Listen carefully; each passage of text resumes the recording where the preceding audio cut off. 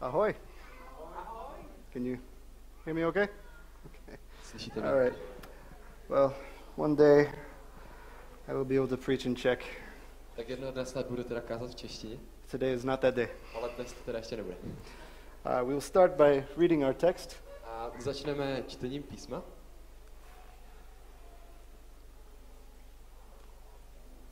Takže já budu číst v češtině. Když na ně Pavel čekal v Aténách a viděl, jak je to město plné model, jeho duch se bouřil. Diskutoval tedy s Židy i bohabojnými Řeky v synagoze a každý den také s lidmi, které potkával na náměstí.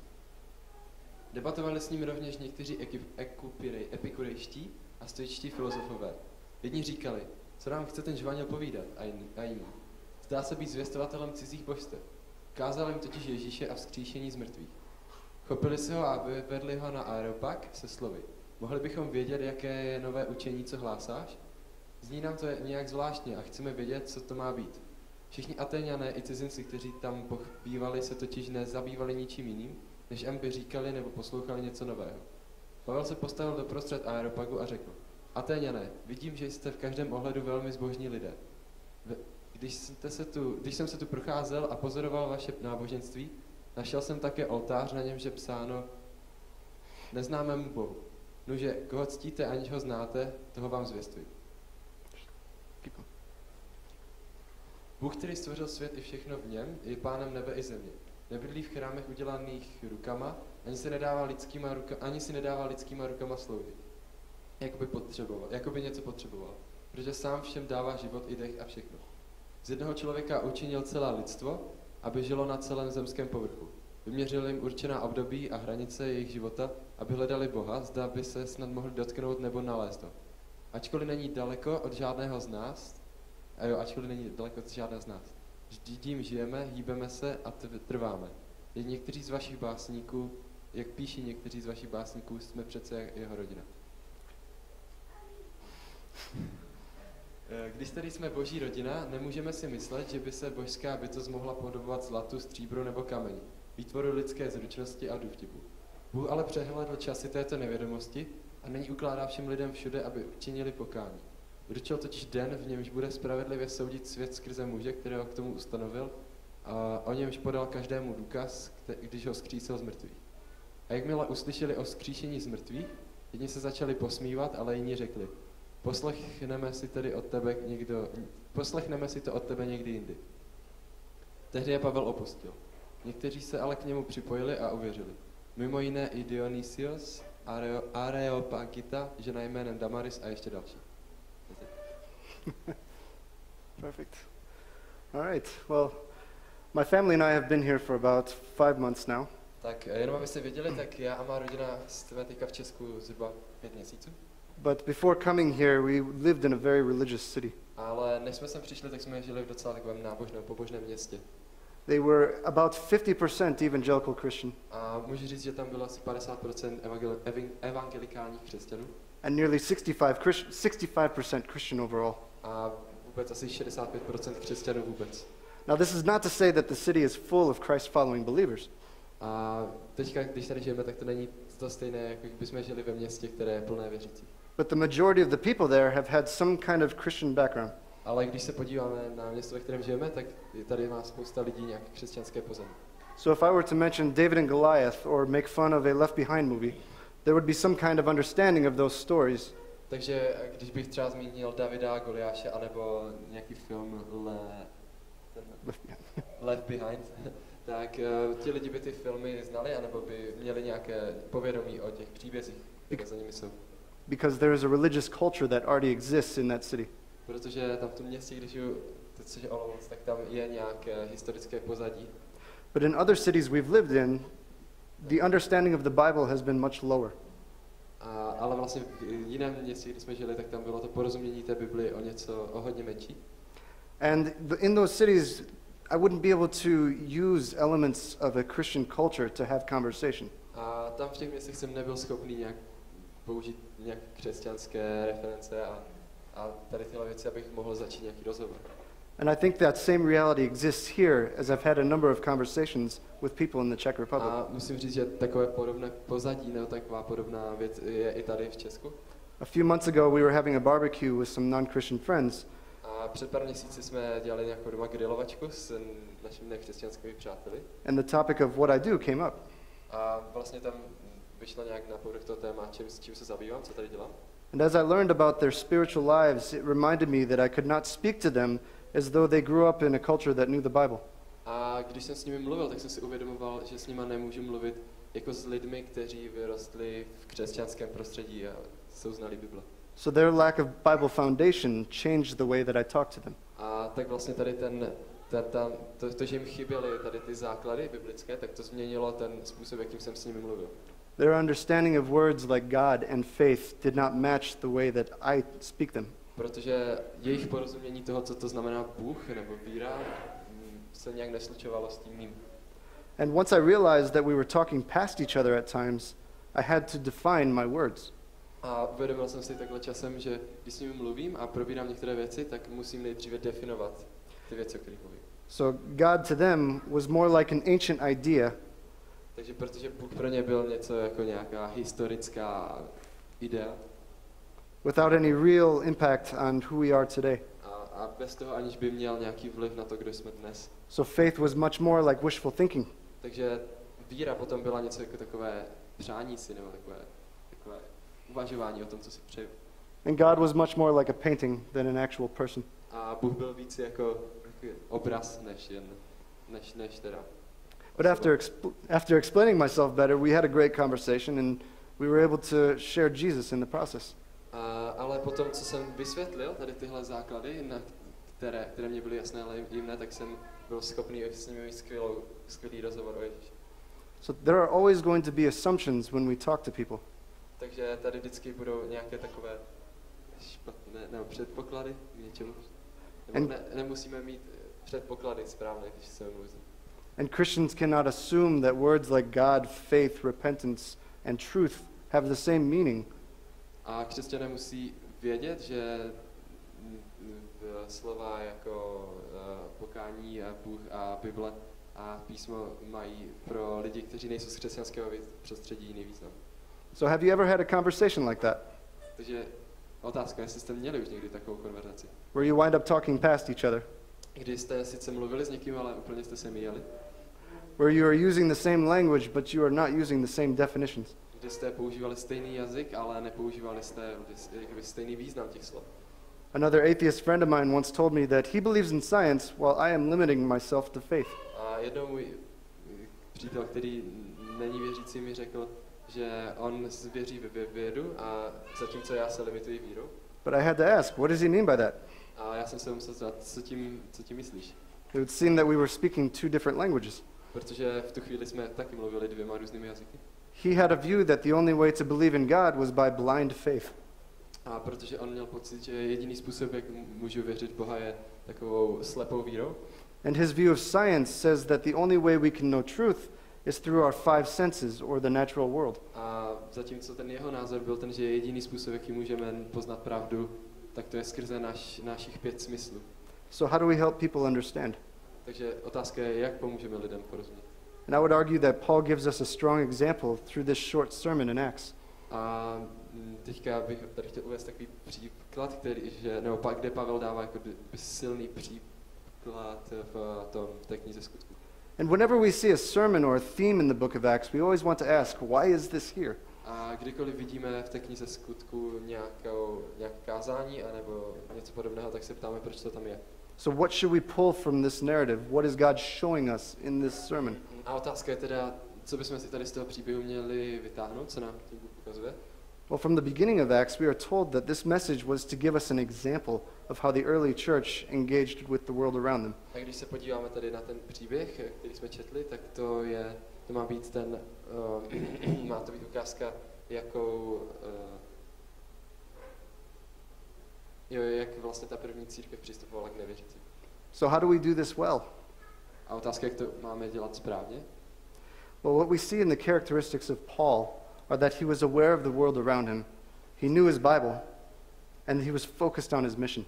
A když se podíváme na toho Pavla, který tam vlastně, o kterém byl tady ten příběh, jak se tam setkal s těmi lidmi, tak 2 silné věci, které Pavel měl, tak to, že znal Bibli, nebo písmo, a druhou, že byl zaměřený v tu chvíli na svou misi nebo na svůj úkol. And it is interesting to note that what Paul was doing here is exactly what Jesus did.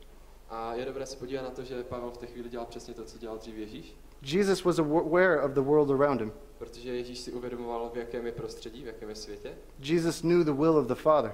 A taky znal kdyby vůli své otce. And Jesus was focused on the mission of rescuing his people. A Ježíš byl zaměřený na tu misi a to zachránit své lidi. So when we take the example of Paul and try to live it out, we're actually doing what Jesus did. Takže když se podíváme na ten Pavlův příběh, tak on vlastně dělal to samé, co Ježíš. So, good. When we see Paul in this passage, he was waiting for some friends in Athens.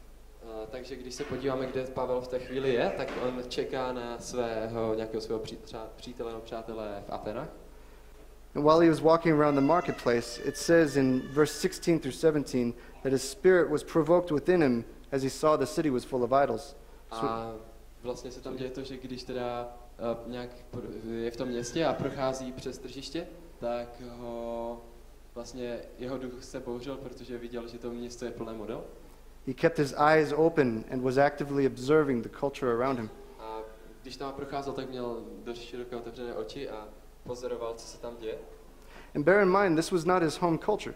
A musíte si uvědomit, že to není jeho domovská kultura, tam, kde byl. Everything would have been very new to him. A všechno pro něj bylo velmi nové. If you could put yourself in his shoes, you would see the massive buildings and pillars and artistry around him. A kdybyste se tak nějak nazvali do jeho bod, tak byste měli ten pocit, že on byl ve městě, které bylo plné skvostné a velkolepé architektury. And each of these buildings had pictures of different gods. A všechny ty budovy velké, kolem kterých procházel, měly na sobě nějaké obrazy Bohu. And the marketplace would be selling personal idols. A na tom tržišti, kde procházel, tak tam se prodávaly nějaké takové bůžkové. Little gods to sex, to pleasure, to farming, to entertainment. Jako takový ti malý bůžkové, které si mohl člověk koupit, když chtěl, nevím, mít úspěch z sexu, nebo ve farmaření, nebo v čemkoliv. So, or as a result, it says that he would reason in the synagogue and marketplace to tell people about Jesus. A takže důsledkem tady tohle bylo, že pak šel do synagog v tom městě a na ty tržiště a bavil se s lidmi o Ježíši. And this led him to a street witnessing encounter with some Epicurean and Stoic philosophers. A toho vedlo k nějakém takovém střetu s těmi epikurejskými a stoickými filozofy. And I love what Paul is doing here. A já mám moc rád, co tady, líbí se mi, co tam Pavel udělal. Because I've met so many people who are afraid to go into places like this. Protože znám mnoho lidí, kteří by se neodvážili jít na ta místa, kde šel Pavel. Just because the people there do things that are not pleasing to God. Ale to jen kvůli tomu, že lidé tam dělají věci, které netěší Boha.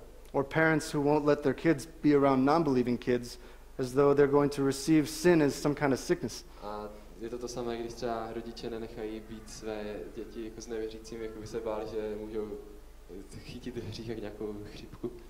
Unfortunately, we don't have to worry about that because we all know our kids are little sinners. A naštěstí se nemusíme bát, protože víme, že naše děti jsou všichni malí hříšníci. Now there is wisdom in being aware of where we should go and where we should not go. Ale samozřejmě by v tom měla být moudrost o tom, kam půjdeme nebo nepůjdeme. But Paul exposed himself to the marketplace without the fear of being infected by the world around him. Ale ten Pavel se vlastně dokáže vystavit tomu tržišti bez nějakého strachu, že by ho to mohlo ohrozit. And he actually talked with people who disagree with him. A ve skutečnosti, kdyby mluvil s těmi lidmi, kteří s ním nesouhlasili. And I think we should feel this same way. A myslím si, že bychom to tak měli cítit stejně.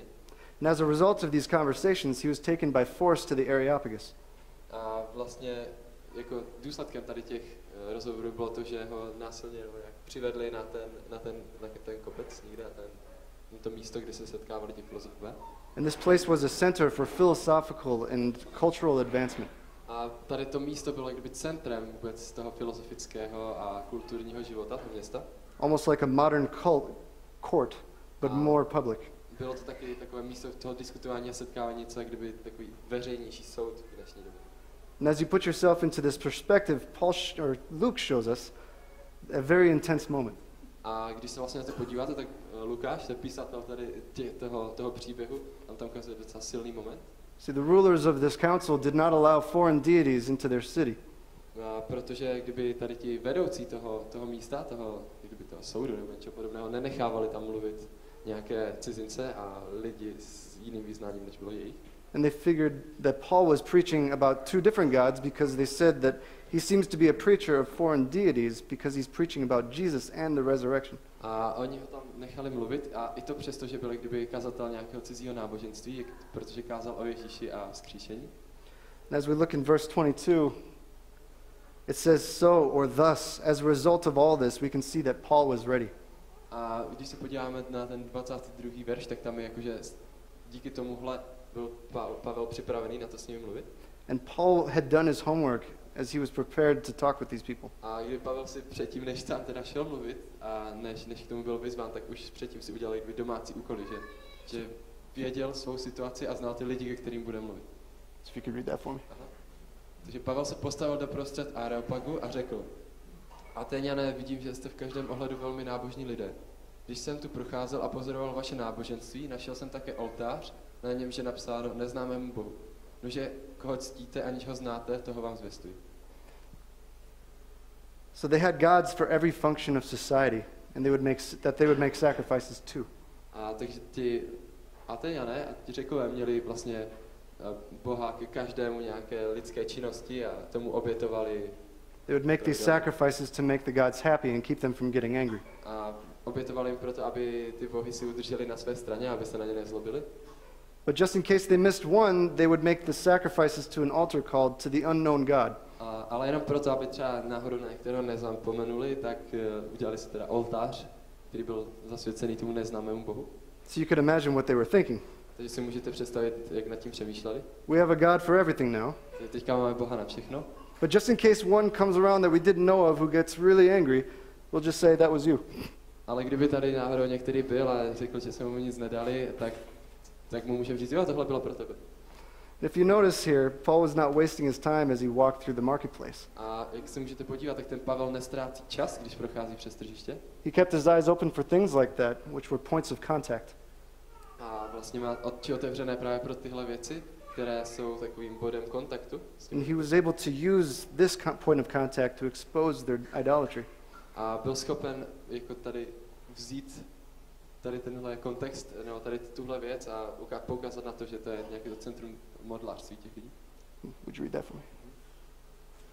A takže, co se dá...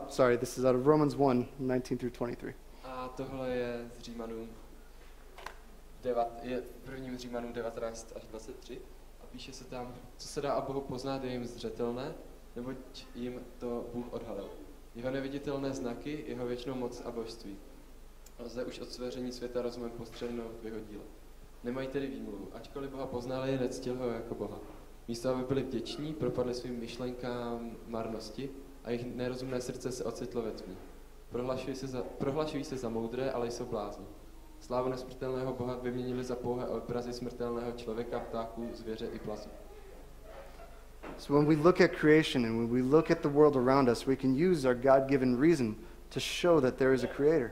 Takže když se podíváme na stvoření a na věci kolem nás, tak dokážeme tady tyhle věci využít na to, aby jsme ukázali na to, kdo je jejich stvořitel. So science and philosophy are God's natural revelation to us. Takže věda a filozofie jsou kdyby to přirozené boží zjevení nám. And we don't have to be afraid of things like that. A nemusíme se takových věcí bát. Since Christianity is not anti-science. Protože křesťanství není v ničem proti církvi, teda proti vědě. And there are many arguments that you can make for the existence of a creator that you don't even need the Bible for. A je mnoho argumentů, nebo jste schopni vytvořit mnoho argumentů k existenci Boha, aniž byste třeba znali Bibli. Unfortunately, we can't get into that right now. Takže nebudeme to dělat teďka zrovna teď, teda, ale. But these points can give us a foundation for why we believe the God of the Bible. Ale tady tyhle body nám můžou jak kdyby přidat nějaký takový základ, vůbec podle kterého pak věříme. And Paul does that a little in this next section. A Pavel to tady takhle nějak v té další sekci, nebo v tom dalším oddílu tak nějak udělal. He uses the natural revelation of God to connect with these people. A vlastně využil to přirozené zjevení se Boha, aby se zjevil teda spojil tady s těmi lidmi. So that he can point them to their creator personally. Takže jim je vlastně mohl odkázat na jejich stvořitele osobně. And that aside, I want to ask, are you able to do that in your own city? A tady je potom má otázka, jestli jsme tohle schopni udělat i v našich městech. Have you noticed the things like phones and our stuff can become substitutes for worshiping God? A jestli jste schopni všimnout to, že naše věci a naše telefony a neví, co může být nějakou náhradou Boha. When you see someone with something new, are you content with what you already have? A když vidíte, že má někdo něco nového, tak jste spokojení s tím, co už máte. Or maybe you just need to be right all the time and your pride just gets in the way of understanding yourself and loving your neighbor. Could you repeat it? Yes.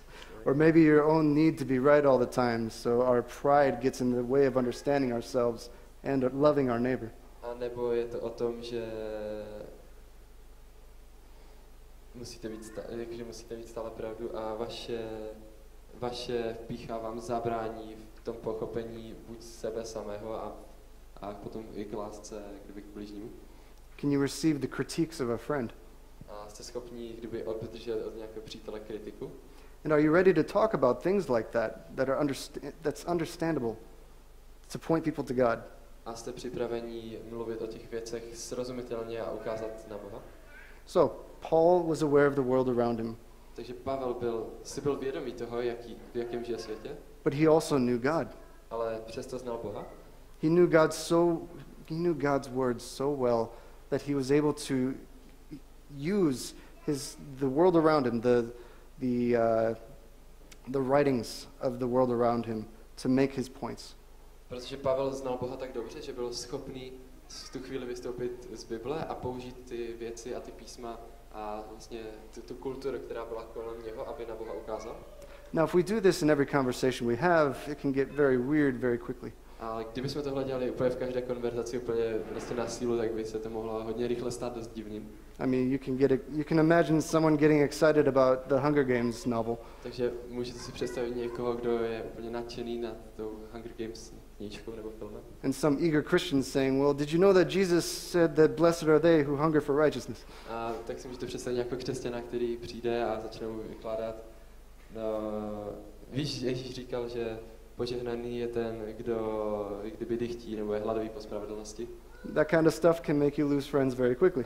Něco takového může zapříčinit, že hodně rychle ztratíte tady ty přátele. Or at least be labeled the socially awkward one. A nebo at least. You could be labeled the socially awkward. Nebo můžete být jakože označkování hodně rychle za divného. But you can point to themes in movies and culture that spark deeper discussion. Ale myslím si, že i přesto můžete poukázat nebo bavit se o filmech, o knížkách a o hudbě tak, že to vyvolá nějakou hlubší diskuzi.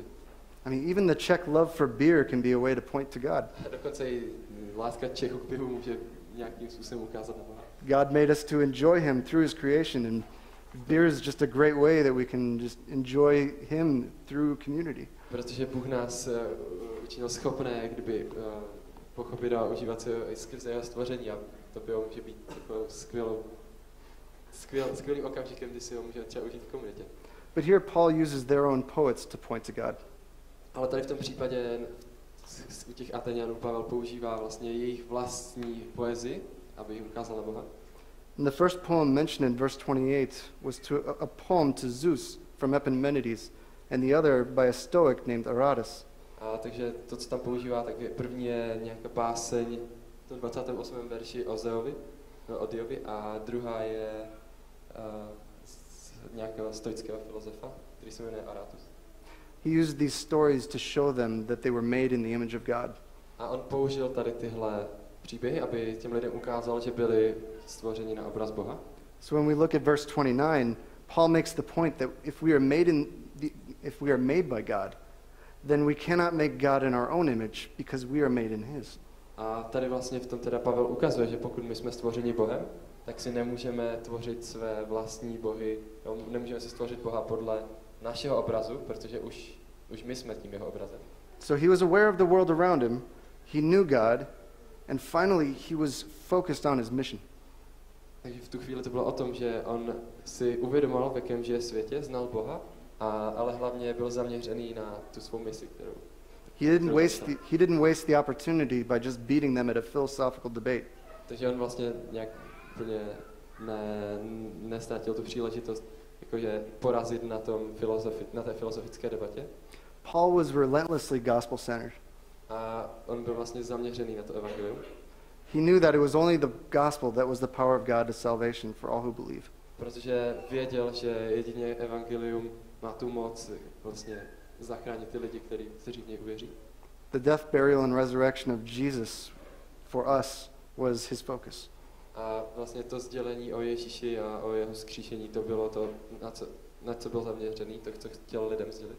And typically, when Paul would preach the gospel, he would use the Jewish Bible to make his points. A vlastně normálně, všude jinde, když Pavel nějak káže z Bible, tak používá židovskou Bibli, kdyby starý zákon, na to, aby ukázal na ty body, kterých chce dosáhnout. But to the non-Jews, he used their own writings to do this. Ale aby tohle zvládl u lidí, kteří nebyli z toho židovského prostředí, tak použil teda jejich vlastní literaturu. And this is because those people didn't care about the Bible. Protože ti lidé se o Boha z Bible a o Bibli vůbec nějak nestarali, vůbec se to nezajímalo. They didn't have a foundation to understand it. Oni neměli vůbec takový ten základ, aby to mohli pochopit.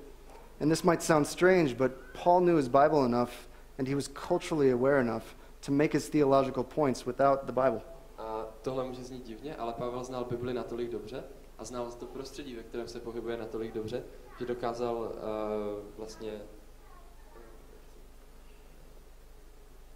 dokázal dojít k nějakého teologického závěru aniž by to písmo použil. And this is because God has given us an incredible tool in natural revelation. A to je díky tomu, že Bůh nám dal vlastně úžasný nástroj, a to je kdyby, jako je to přirozené zjevení, že se zjevuje vlastně přirozeně ve věcech kolem nás. God's truth can be found in every dark corner of every religion and worldview. Protože Boží pravda dokáže být tak nalezena i v temných zákoutích z všech náboženství na světě. And Paul was confident enough in his own theology that he would step away from Scripture for a moment and appeal to an authority that was not in the Bible. A on vlastně, Pavel, byl si tím tak jistý, že dokázal kdyby na chviličku vystoupit z té Bible, z toho písma a apelovat na autority a na nějaké věci, které z Bible nebyly. And all of this was to make a point that did come from the Bible. Ale všechno tohle jako mělo vést k tomu, aby se ti lidi potom do té Bible vrátili. Takhle. And he was making these points to show them what they did not know previously is now being revealed to them by God. A ten hlavní smysl byl toho, že jim to mělo ukázat, že to, co dříve neznali, jim teďka bylo s Bohem zjeveno. So again, one of our challenges this morning is, can we do that ourselves? Can we use the natural world around us to show them who God really is? Takže tou výzvou, kterou tak přesto rád dneska připomínám, je to, jestli dokážeme lidem ukázat na Boha skrze ty věci, které jsou kolem nás. And it would seem that through Paul's interaction with the Athenians is that we can. A tady tahle interakce, jakou měl vlastně Pavel s těmi Ateňanami, nám ukazuje, že to lze. But this is not where Paul left them. Ale to není, jak kdyby, kde Pavel zanechal. If we are left to natural revelation, we can know that God exists. Protože on je nenechal jen v tom teda, jakože v tom přirozeném zjevení Božím ve světě a jakože z toho zjistíme, že Bůh existuje.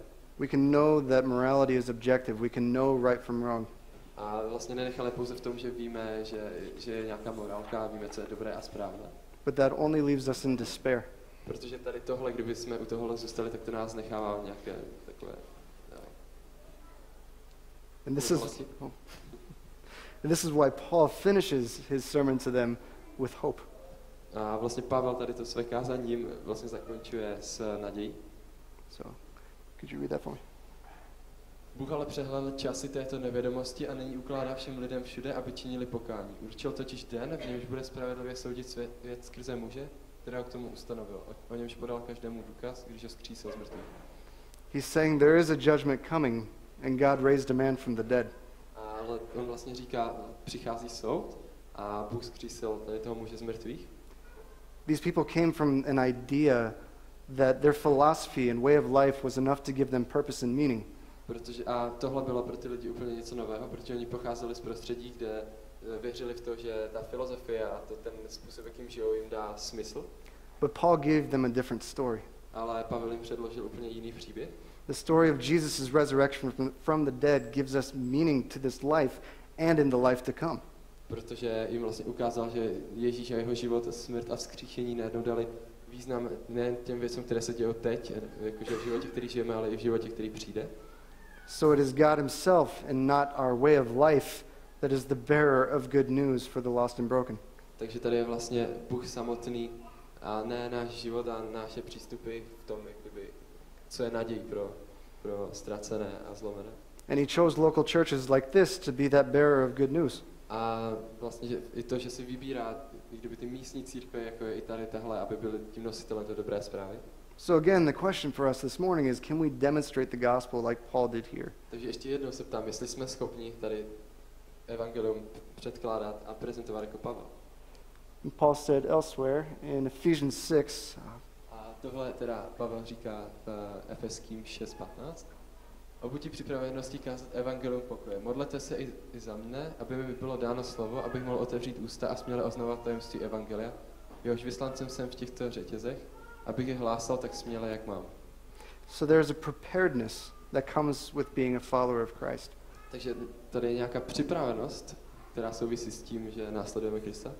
And we'll hear more about this next week, A víc o tom uslyšíme příští týden. but Peter said in 1 Peter 3:15, Ale Petr píše ve svém dopise: zasvěťte svá srdce Pánu Kristu a buďte připraveni podat odpověď každému, kdo se vás zeptá na důvod vaší naděje. so how can we prepare? Takže otázka je, jak se na to můžeme připravit. Well, the few points. Tak mám tady pár bodů. First, study. Takže prvně studujte. Read and learn from those who are the culture makers today. Že vlastně čtěte a zajímejte se o lidi, kteří kdyby ustanovují tu dnešní kulturu. If you have an atheist friend, don't be afraid to read the books that they might give you. Že pokud máte kamaráda ateistu, tak se nebojte přečíst knížku, kterou vám doporučí. This means reading from guys like Richard Dawkins and Neil deGrasse Tyson. Takže vůbec se jako nebojte třeba zabrousit k Richardu Dawkinsovi nebo Neil deGrasse Tysonovi. And when you look at entertainment, don't just watch a movie or experience something without thinking about it. A tak když se na něco díváte nebo se věnujete nějaké zábavě, tak jen to nesledujte úplně tupě a jakože pro zábavu, ale dívejte se na to, co se tam děje. But look at the cultural idols and consider how you would speak to them. Ale podívejte se na ty kulturní idoly, nebo ty idoly toho dneška a přemýšlejte, jak byste s nimi mluvili. Also read and learn from quality teachers who have ministries devoted to answering the tough topics of our day. Ale taky se učte od kvalitních učitelů, kteří mají tu svou misi a ty službu zaměřenou na to, že se dotýkají těch dnešních problémů. Guys like Ravi Zacharias, Timothy Keller, and C.S. Lewis all have their books written, translated to Czech. Takže jako třeba jsou lidi jako Ravi Zacharias nebo Timothy Keller nebo C.S. Lewis a ty knížky jsou přeložené do češtiny, že se toho nebojte. And most importantly, I would encourage you to understand and embrace the gospel so clearly that it can just come off your tongue without question. A ještě bych vás podpořil k tomu, abyste byli schopni, kdyby byli znalí toho evangelia, tak abyste ho byli schopni kdykoliv pustit z úst bez nějakých velkých otázek, aby to bylo přirozené. So know the gospel. Takže znejte písmo. And second, pray. A druhý bod je to, že se máte modlit. Modlete se. Realize that God is not telling you to go alone. A uvědomte si to, že Bůh vám neříká, že máte jít sami. The Holy Spirit fills us to send us. A věřím tomu, že Duch Svatý nás naplňuje a posílá. So spend time with him in prayer. Takže stravte nějaký čas s ním v modlitbě. I mean, we talk about what we're most excited about. A vlastně my často mluvíme o tom, čím jsme nejvíc nadšení. So make it a habit to dwell on the character and attributes of God. Takže vytvořte si návyk v tom, že budete mít tady tuhle lásku kdyby k Bohu a k jeho věcem. I mean, Lisa and I, we spend a lot of time with our kids just pointing them to, I mean, like out here in Stettin, when we see the mountains or the sky, we can point them to God through those things. Takže já a moje žena Lisa vlastně trávíme čas tím, nebo že ukazujeme dětem, našim malým, třeba na to, když jsme na Stettině, na to, jaká je tady příroda nebo prostředí a že i tohle jsou věci, které stvořil Bůh. And we can show them the creativity of God through at the zoo with the animals, with the bugs. A ukazujeme na takovou boží tvořivost třeba v zoo, prostě kolik je tam rozmanitých zvířat. That actually helps us in the process as well. A to vlastně dost pomáhá zároveň nám. Because it helps us to see the world through those same eyes. Protože nám to pomáhá vidět ten svět těma stejnýma očima, kterých jim říkám. And finally, practice. A naposledy, ještě poslední bod, kdy trénujte.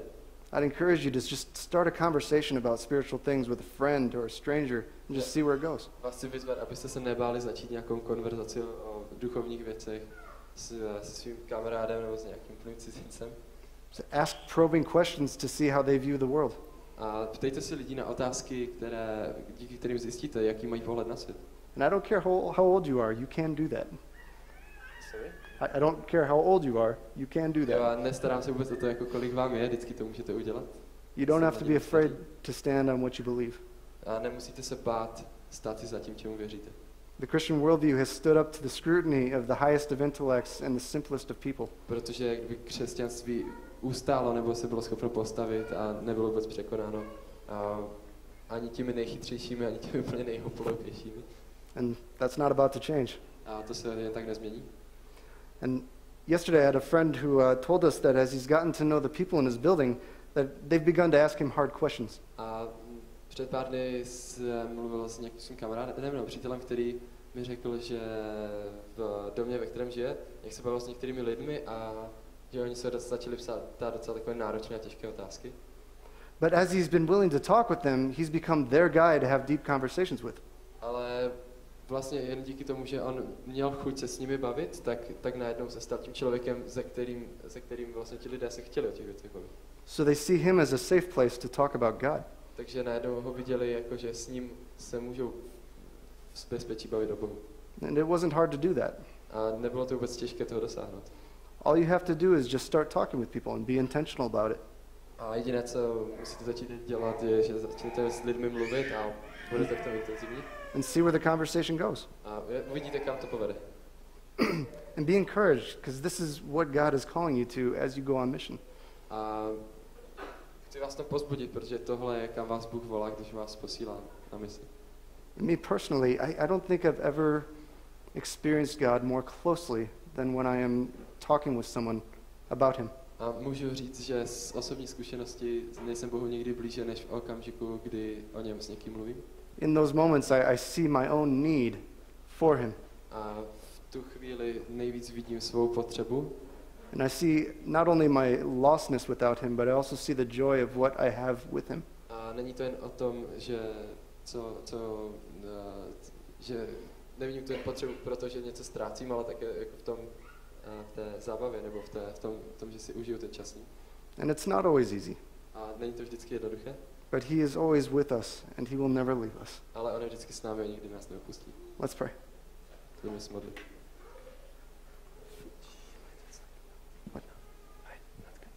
Okay.